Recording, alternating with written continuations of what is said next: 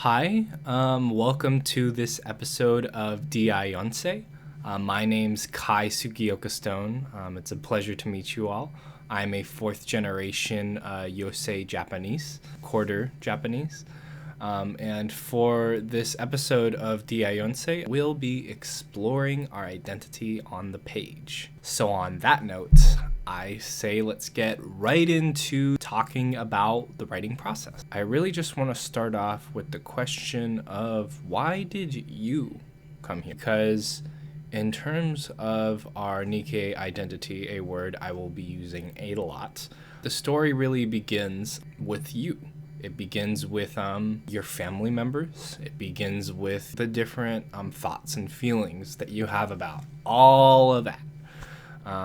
And the way I have us all gathered here today is really going to be focusing on the foundation, right? I am here today to provide you with several ways of going about writing this down, writing about your identity. So it's really up to you. I'm going to provide and even talk about one of my pieces of poetry as an example that you can use to write. You can also do it in the form of a short story. You can do it in the form of a play, or you can just do a journal. I consider the journal a experience of just what you're feeling in relationship to these prompts. We want to focus on us, our story, what we have to offer. And I believe that from Nikkei identity individual to individual tends to look very different. On that note, in terms of my own identity, I've struggled a lot to find what my identity is and what it means to me.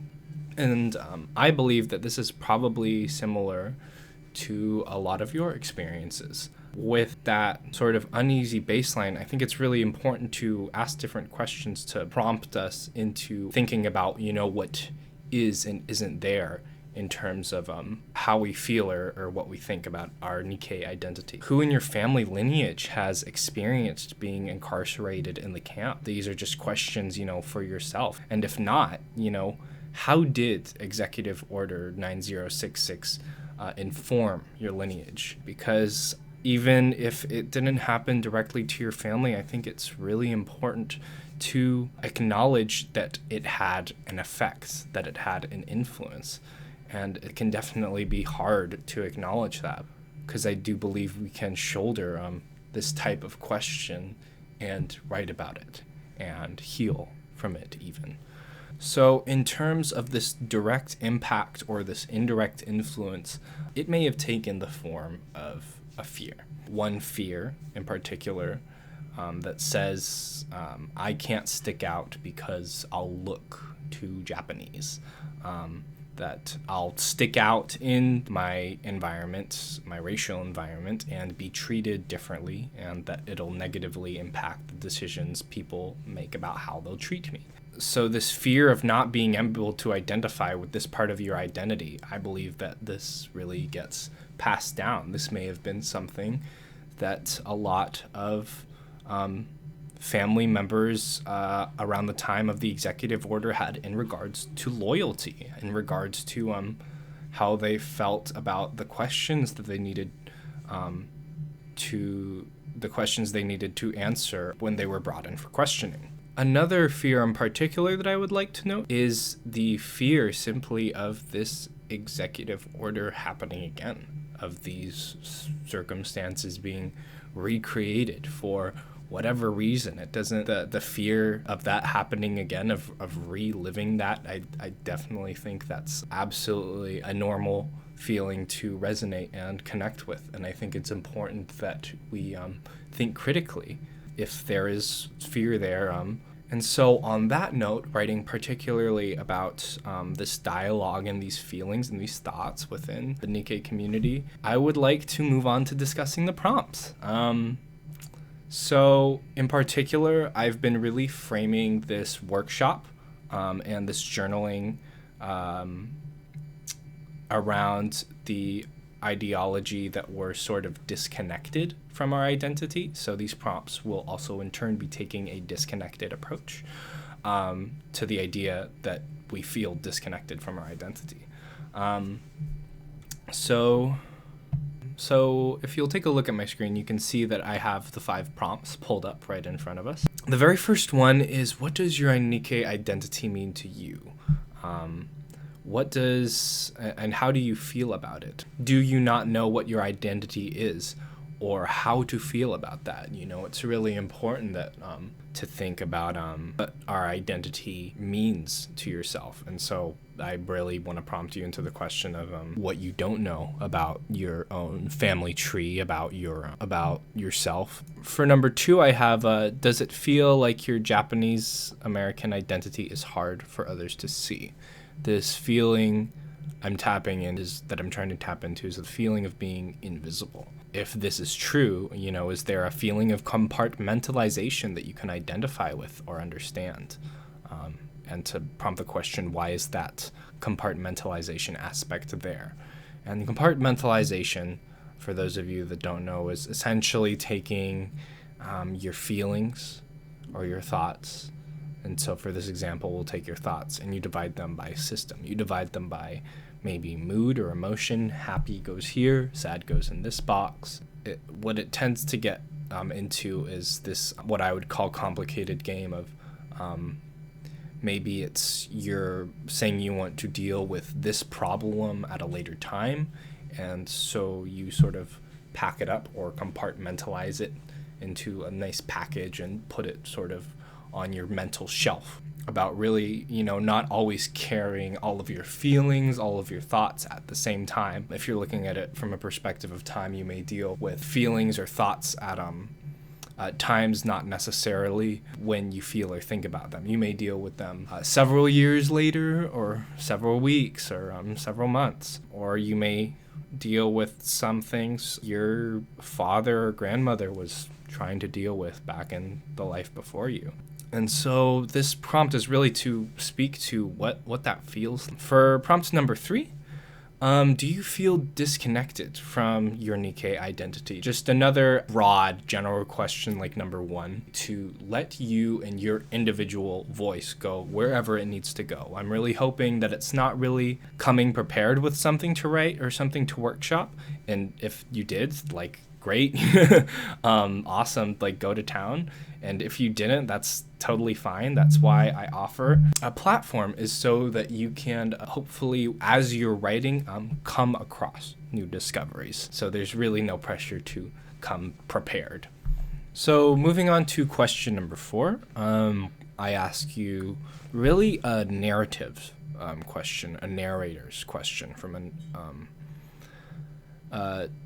write a story from the perspective of a character experiencing Executive Order 9066. And so this is really to focus on real experience, something that's really happened, if possible. Maybe you want to think about all the different characteristics that went in to what it must have been like. You want to really think about what it must have been like for a Japanese American to go through, whether it's being incarcerated and sent to a camp, or for their family being impacted and for them having to try to escape, or really what it must have been like to around the question of loyalty from that people we've been exploring this week.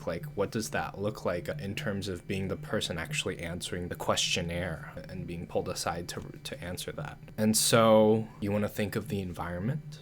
You want to think of where they were. What did it look like for this character? Is this someone you really know? Do you have any photos of the house? Maybe would even be really good, just so you can have an idea of what the setting looked like, what objects were there. What was the dynamic for the character? Were they a sister? Were they a brother, a mother, a father? What role did they play in the family in terms of who they were taking care of, or what their task was, what their responsibilities were, and how this influenced them as a person?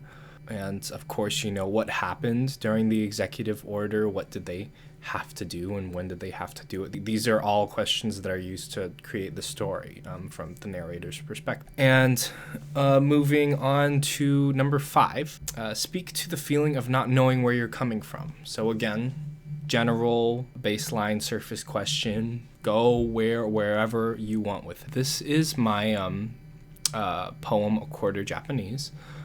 We're just going to do a read through of it, and then we're going to go back and look at some techniques and skills that you can implement into your own writing. A Quarter Japanese.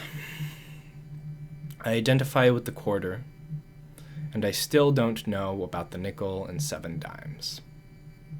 Cut up the sun, it still shines.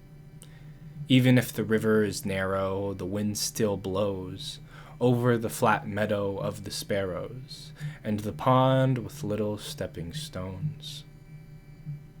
I watch the Sugioka ripple, and trust love without light, but my blindness, this cannot be helped, makes windows never exposed shudder and crack, even if they don't fall flat.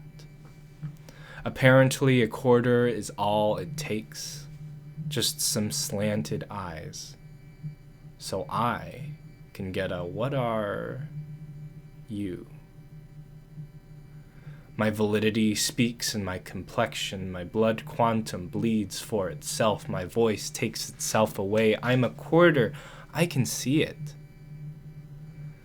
And suddenly you're a specimen, and the ground beneath your feet becomes the back of my head, and now that gravity's no longer listening, I guess we'll take whatever we want and you can call it stolen.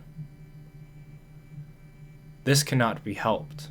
Still chance from a diamond passion twice as hard generation. Even though Auntie Dora was going at it with that list, with those house chores, 7 minutes is 70 when you're 70, but when you're a Sugioka, the sun isn't down yet, and even if it is, it's not that dark outside, where chronic fatigue and depression see sideways and meet each other on the midnight lawn, and they don't know how to see farther than grandfather, than the sidewalk on their side of the street. The other side of the street, they see a world, I'll tell you, and they don't want a refund. Quarters confuse people. Because if I'm confused about the quarter, then the whole dollar is in question. And Farewell to Manzanar equipped me with Shikata Ganai and a narrative that I can't remember. But this phrase and its meaning echo across me in phases I cannot predict and do not understand.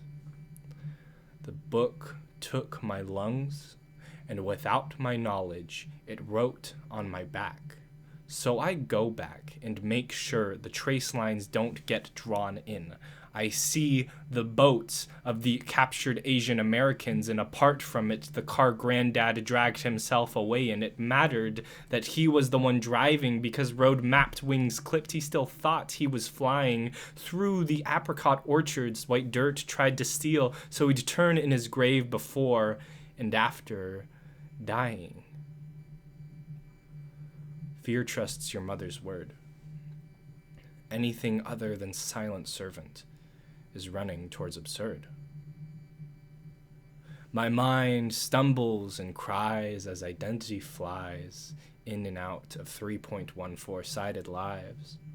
Would it be too much, a seemingly endless enigma of truths and lies? I never knew how I fit into this pie dish, and now that I've thought about it, it makes more of a lot less sense. So welcome back.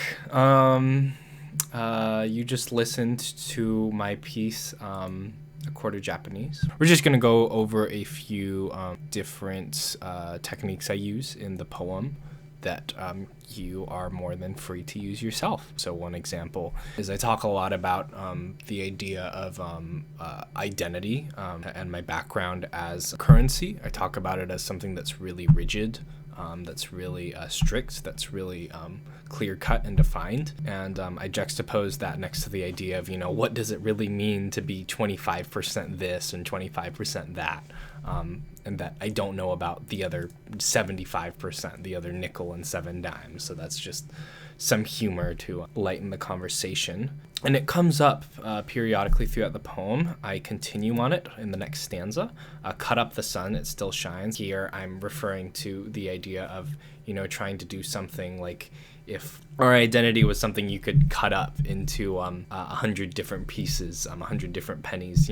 What would it look like if you tried to do the same thing with like the sun? The sun in the sky. Like, it's not something you can really take apart so perfectly like that, to look at. Is talking about quarters confusing people, and I talk about here, because if I'm confused about the quarter, then the whole dollar is in question. I'm talking about the idea of, if I don't know this particular part of my identity, living out of that idea that I need to understand what this part of my identity is, then what is that in relation to all the other parts of my identity? I'm really just writing in my own particular way to this question using this metaphor of the currency. But you could use anything. You could use stones. You could use stones and rocks as like these different things that you try to rearrange, and eventually they just all fall down to talk about the impermanence of identity. It's all about conveying the images in whatever particular way you see fit, the way that works for you, the one that really captures your story, something that, like I've said many times and I'll continue to say, is really different for each person. The second thing I'll talk about that I use is the insertion of the line shikata ga nai. This is important to me because I read Farewell to Manzanar when I was in high school. Farewell to Manzanar is a memoir that was written about a little boy and his family being taken into the camps. And so I inserted this line that is from, the Japanese language.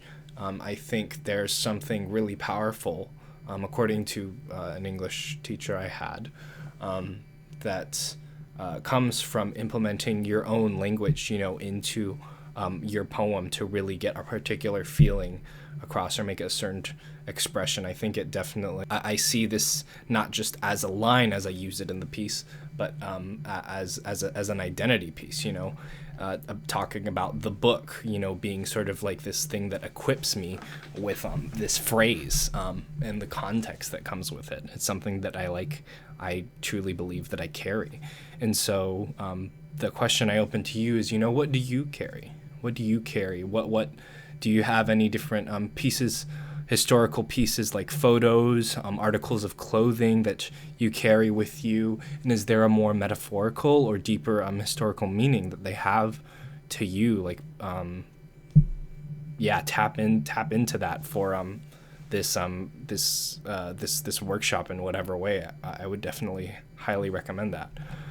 And the last thing I'd like to talk about is images. I talk about, I see the boats of the 8 captured Asian Americans, and apart from it, the car granddad dragged himself away. And I took this really particular person who was my grandfather, a second generation. And he was born in Hollister, and he almost got taken into the camps, and he didn't because he drove away, talking about dragging himself away to Denver, to a place where he would not be, he wouldn't be found. And so I'd say dragged himself away, and in the sense that, is that not taking a step back from it because it's something he had to do, or else he would have been taken into the camps. What he didn't get a chance to think, is this something he wants to do? Is this something he doesn't want to do? You don't get that choice. And I wanted to speak to all those feelings, and do it with powerful images of, putting it right next to Asian Americans being captured in boats, and sort of he's one of the ones that got away, but at the same time he also had this, he probably had this, sadness that he carried with him as well. So on that note, we're going to move back to the prompts, and then we're just getting really close to the writing piece, where we actually take 20 minutes and we write. the first prompt, what does your Nikkei identity mean to you? Number 2, what does it feel? Does it feel like your Japanese American identity is hard for others to see? Number 3, do you feel disconnected from your Nikkei identity? Number 4, write a story from the perspective of a character experiencing Executive Order 9066. And number 5, speak to the feeling of not knowing where you're coming from. And again, I highly recommend number 4 if you're going for more of a creative writing sort of storytelling aspect, if you really want to be a narrator and make your own world. Numbers 1, 3, and 5 are more general. They're more, okay, I want to just, it's really to give you a lot of room, a lot of space for you to tell your story the way you want to tell it. And number 2 is just for speaking to really the topic of compartmentalization. Maybe there's something you've been meaning to talk about, something that you intend to talk about in the future around your family lineage, around your Nikkei identity. I'm giving you the opportunity to talk about it right now to the page. And so on this note, we are just about ready to start writing. Make sure you got, pen, pencil, journal. Maybe you have like some notes or something else, a photo maybe of like to help inform what you're going to write. Whatever works for you. And as you get into this, what I'm going to call a free write, the rules for writing is you're going to set a timer for 20 minutes. And when you begin, you're going to start writing. And when you write, a lot of people tend to, censor themselves. You might want to edit things. You might want to delete. You might want to go back. I want to highly ask that you refrain from doing so and just focus on continuing to write. To not worry, about doing something wrong, about like you need to go back and change something. We're really just sort of rolling with the punches and just write what comes to mind, because it's not just about coming prepared with something, with an idea of what you want to write about and making it perfect. It's also another part of this practice is to find what comes through writing, that something may come from doing the practice itself. And so on that note, I'm gonna invite you to pause the video and come back to me very soon when you're done. Happy writing. Hello, and welcome back. This is the post-writing reflection period where we just discuss really questions, just with a few questions before we get into the outro and wrap up. How was that for you? Is there, the first question I want to ask, is there a common theme in what you wrote? Is there something about, a family structure? Is there something about a particular relationship? Is there a certain feeling that comes up a lot, like fear or suffering? And if you do notice a trend or a pattern, I want to ask you, why is that? See if there's, something deeper there, if there's a reason that this theme keeps reoccurring. The second question I want to ask is, how do you feel about what you wrote? Is there,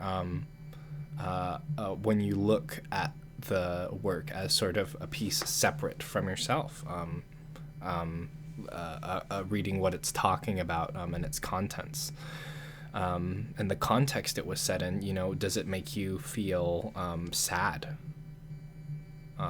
Does it make you feel conflicted? Is there something that you wish you would have written a little differently? Is there something you liked? Is there what did you enjoy doing? I think it's important to ask these questions and the why. Why did you feel this way about this piece of writing? Because you can tap into what you did like writing about and what you didn't like writing about, and get some context there. And the third and final question, just bridging on these two, is there anything new that you learned that you didn't know about yourself before this workshop? You know, I was talking right about before we go in that there's something that you might learn along the way of the actual writing process during the actual writing. Is there something that came up for you? Is there something new that you've learned? And on that note, we're going to move into starting to wrap up. I just want to say, whatever part of you showed up today, I want to thank you. I want to thank you for showing up in whatever way you could on the page, with your journal, with your poem, with your short story, with your screenplay. I really hope that you intend to cherish this experience in the grander scheme of everything else that's happened within this program. I even highly recommend that you come back to this journal maybe in like a year to see how your identity has grown, because this is the work, people. This right here, this is the internal identity work into seeing, you know, who you are and what that means, to really critically think about that. That's really everything.